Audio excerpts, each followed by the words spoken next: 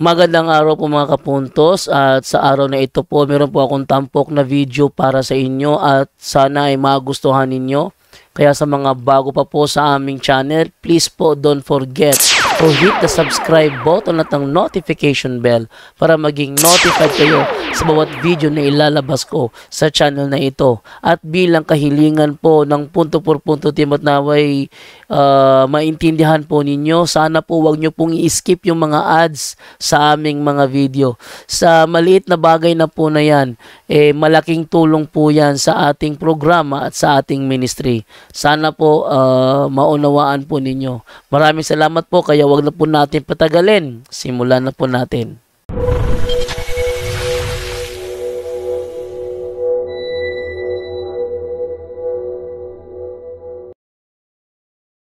Hello po, brother. Naririnig niyo na ako, brother Aljan? Yes po, naririnig po. Yun, salamat naman. Salamat sa Diyos at naririnig niyo na ako kasi kagabi parang hindi ata ako naririnig. Okay po. Good evening po, mga brothers and sisters, mga kapuntos po. Bro, regarding po dun sa related dun sa topic na i-discuss nyo kanina. Yes po. Kasi ako, nagdi-defend lang ako sa daily gospel, daily reading. Tapos iba sa church, pag daily mass, gano'n. Basta daily reading. Doon lang ako nabibase. Sinasabi ko parang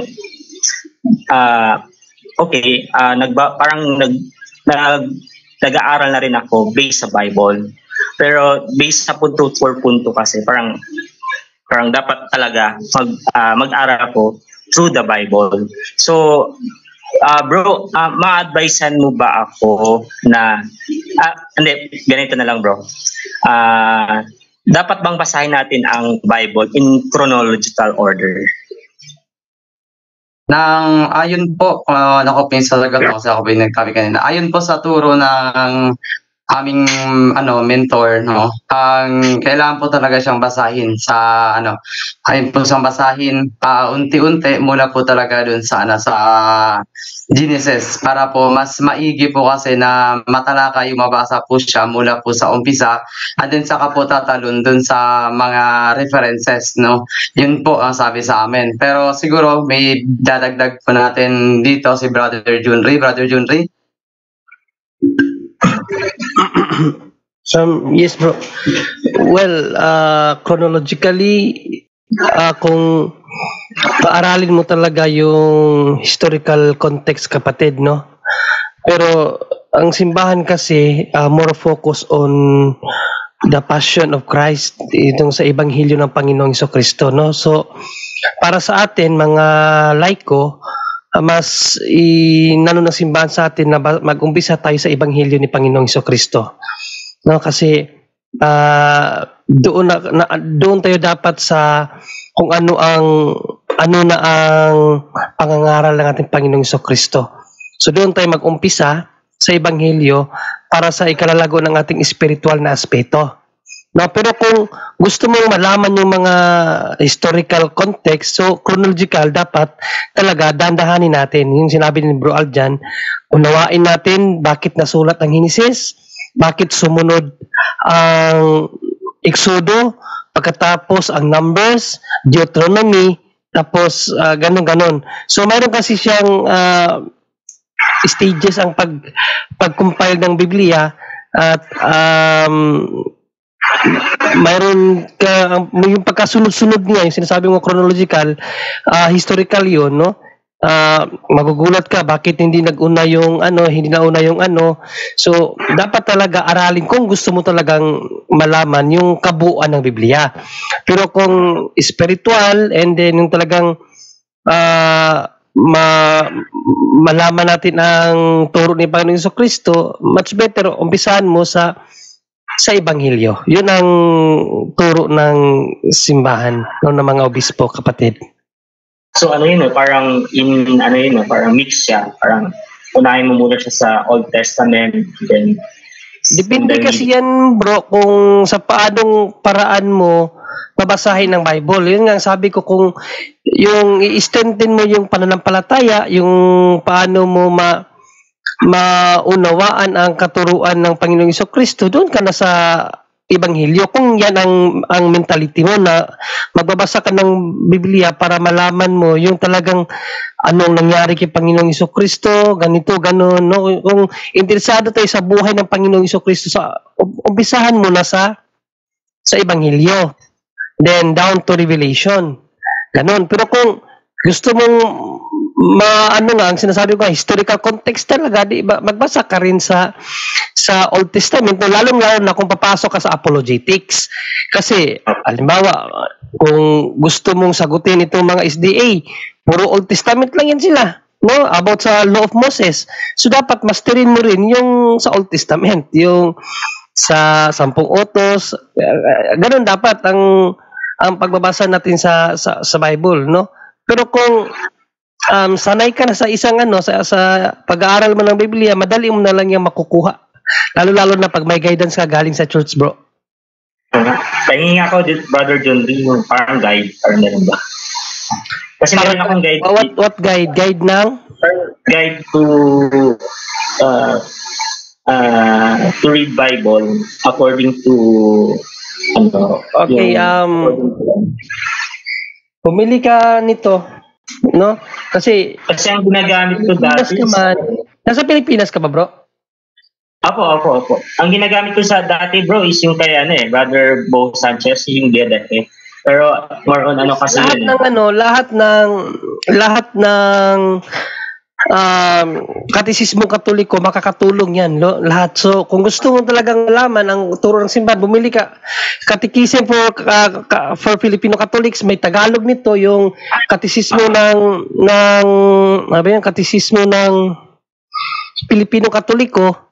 Bilhin mo doon, may turo doon ng CBCP kung how to read the Bible, no? Yung for basic, yung basic, yung 4 na basic lang, yung sino ang nagsabi, paano, sino sinabihan, no, yung ang reason kung bakit ito sinabi. Doon pinaliwanag yun ng simbahan. Siyempre, hindi ko rin maisa-isa lahat yun kasi matagal ko nang binasa yun at nakalimutan ko na. Pero maganda yun, bro. Bili ka katisismo sa English, Catechism for Filipino Catholics, no? So katisismo sa Katolikong Pilipino po. Sa Katolikong Pilipino. Meron, ayan kay Aljan, yan. Andyan, meron dyan how to read the Bible. Basahin mo yan at mauunawaan mo. Available na naman yan sa online, bro, no? Yung sa akin, binili ko sa Lazada lang. Lazada? Sa akin, bro. Sa akin lang. Brother... May Lazada sa South Korea? Hindi, pinadala dito, bro. Akala ko. Pakita nga ulit yun, Brother Aljan. Palito po siya. Binili ko lang po to siya, bro. Cham sa Shopee lang po. Sa Shopee. 400 Shopee kay lang. Bro Aljan. Sagli lang, nawala. Yan. Ayun, nawala. 400 plus lang siya, bro. 400 plus lang to. Ayun. Opo, kasi iniisip ko kasi, in chronological kasi, ayun nga sabi niyo nga po. Pero mas maganda kasi aralin ko kung sino talaga si Kristo. So, mas maganda nga yun na, lalo na nakagisnan ko is, ang pag-aaral ng Bible is yung ginagawa natin every mass or every daily mass or every daily reading, di ba? May mga naka-assign doon na yun nga, ang arrangement niya, first reading is from Old Testament and then Psalm, and then yung Gospel is the New Testament, and then reflection na. Yes, tama. Yan talaga, bro, ang turo ng simbahan. Doon talaga tayo mag-umpisa sa Bible, sa Ebanghelyo, then reflection. Tama ka. Then may prayers pa yan bago ka saan pa kasi di ko na kasi makita yung saan ko na nilagay. Mayroon ka pang panalangin na gagawin talaga. Wait lang tingnan ko Saan na ba yun? Sabi nila, wait lang advice to the Holy Spirit. Kasi kung nagbabasa tayo ng Bible, tapos walang gabay ng Holy Spirit. Di ko na kasi hindi ko makita kung saan ko na ilagay. No? Ito.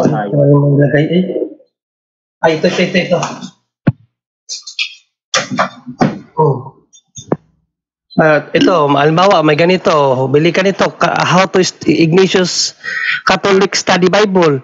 So, dito, sa Old Testamento, sa Old Testamento, pero may guideline siya paano mo siya babasahin. Pero mas maganda yung isa kasi, ito kasi, exegetical na kasi ito eh. Yung isa, saan ba yung isa eh? Yung isa, yung sa Ebanghelyo, yung paano babasahin ng Ebanghelyo, mayroon siyang guidelines ibibigay na prayer. Then, yung sinabi mo, tama yung sinabi mo, prayer, then, reading the Bible, then, mag-reflect ka.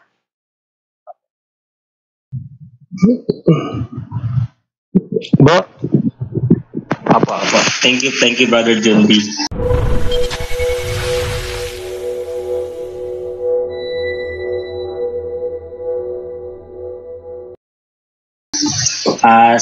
Second question, ayun ba, salamat po dun sa pagsagot niyo po regarding doon, sa pag-share niyo po kung anong libro yung magandang gamitin. Second question po siguro kay Brother Wendell. Bro, regarding po dun sa mga traditional na mga nakagisnan natin ng mga kultura like yung tabi-tabi po and then yung pera usog. Is it necessary po ba yun? Bawal yan, kapatid, no? Mariing ipinagbabawal yan sa simbahan.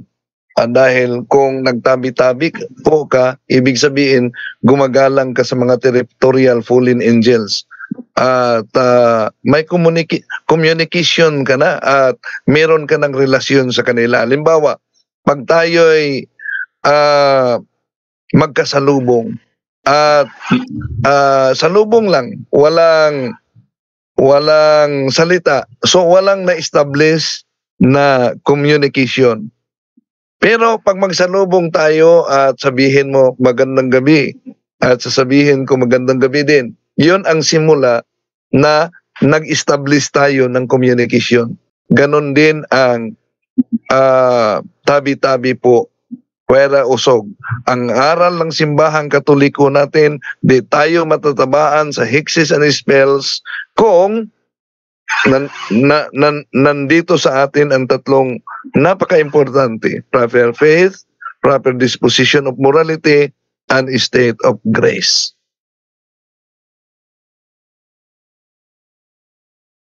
Brother Cham? Ayun, napakalinaw nga. Nga po.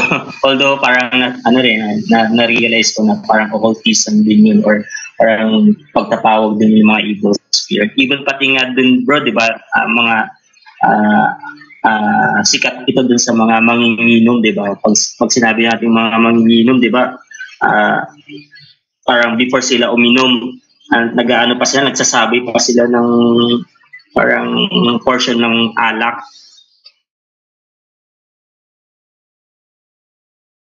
So, ang tanong mo?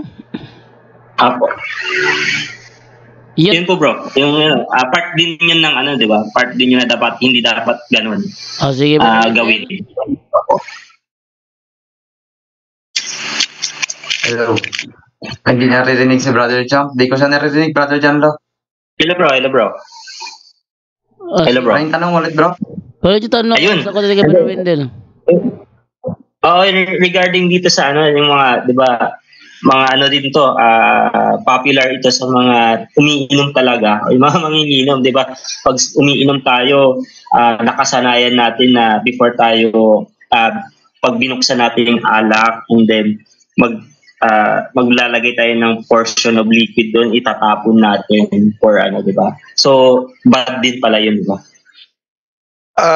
May explanation yung mga manginginom tungkol diyan, no?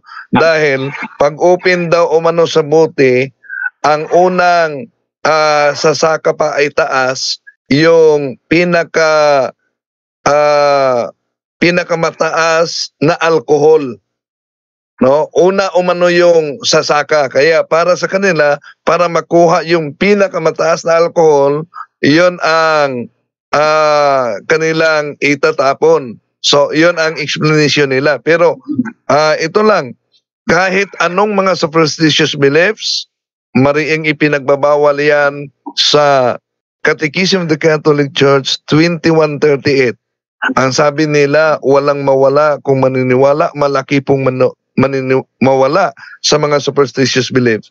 Dahil sa Catechism of the Catholic Church 2138 na napakalinaw po, superstition is a total departure of the worship that we give to the true God. It is manifested with idolatry and various forms of divination and magic. Yun. Thank you, brother. Bro Aljan. So, ito bro, yung tanong mo kanina, no? To Understanding the Bible, Catholic Guide to Applying God's Word to Your Life by Father Jeffrey Kirby, no? Ito yung sabi niya dito, basahin ko na lang the 73 short chapters explores the respective 73 books of the Bible. Although the Bible is one shared message, it is also library, with each of its book having its own literary genre, etc. Direkta na lang natin, no? As we learn about each book of the Bible, we can apply its divine message to our lives. With this in mind, each chapter will provide. So, una, an opening prayer and basic message relating to the book of the Bible. An introductory overview which will provide the general point of purpose of the biblical book. A basic outline of the respective book, an application to our lives, which will propose a way in which the biblical book's wisdom can help us in our lives. So pag ninilay talaga, no, kinakailangan after nating basahin, some basic points and notes for getting started on that particular biblical book, and then concluding prayer. So yun lang. Merong binigay ito na 6.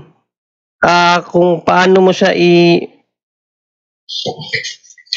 pero marami pa kasing inano pero ito talaga yung pinaka-basic, yung 6 niya.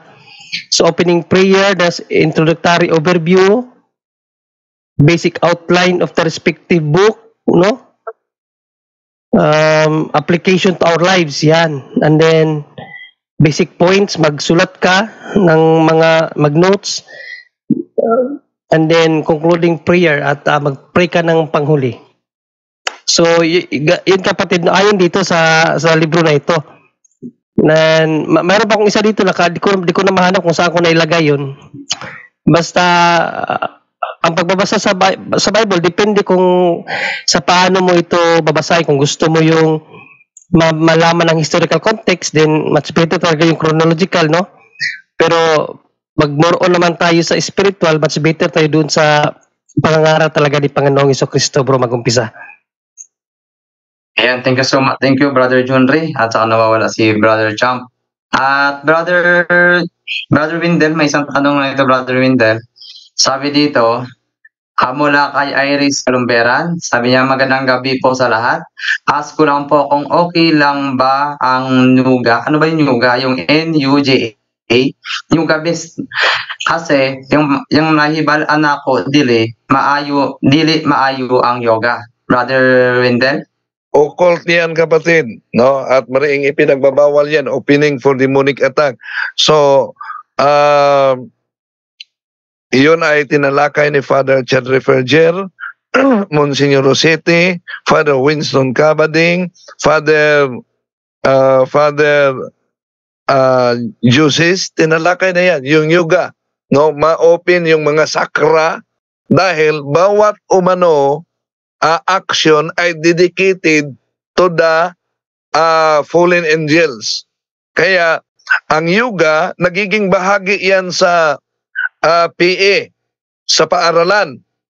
No, nagiging bahagi talaga yan sa PA, sa paaralan. Ako, nagsulat talaga ako sa paaralan na hindi ko pinapayagan ang aking mga anak na sasali sa PA na yoga. Dahil opening for demonic harassment yan.